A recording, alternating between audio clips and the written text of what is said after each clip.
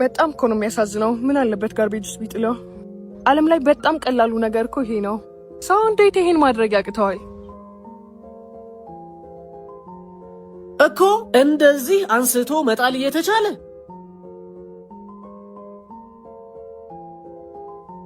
አባት ልሸና ነበር አልጨረስክም? ምን ተሸናለ? እንዳለ እኮ አበላሽተውት ነው ሄዱት። ሰው እንዴት የተጠቀመውን ቆሻሻ ማስወገድ ያቅተዋል? ና እስኪው እኮ እንደዚህ አድርጎ ማስወገድ እየተቻለ አይገርምም? ፊት ለፊት ትልቅ ድንጋይ ጥለዋል። ራዲያተርን እኮ ዱቄት ነው የሚያደርገው። ሰው እንዴት ይህን የሚያክል ድንጋይ መንገድ ላይ ይጥላል?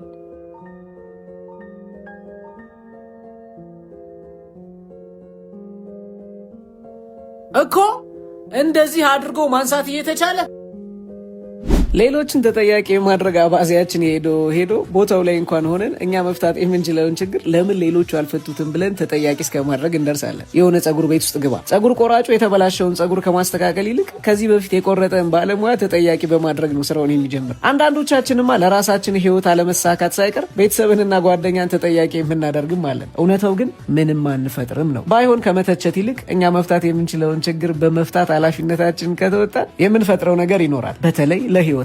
ይሄ የተችነትና የጠያቂነት አባዜ ግን በእኛ ሀገር ብቻ ነው ወይንስ በመላው ዓለም ላይ ያለ? ፎሎውና ሼር ያደረጋችሁ ሀሳባችሁን ኮሜንት ላይ ያስቀምጡልን።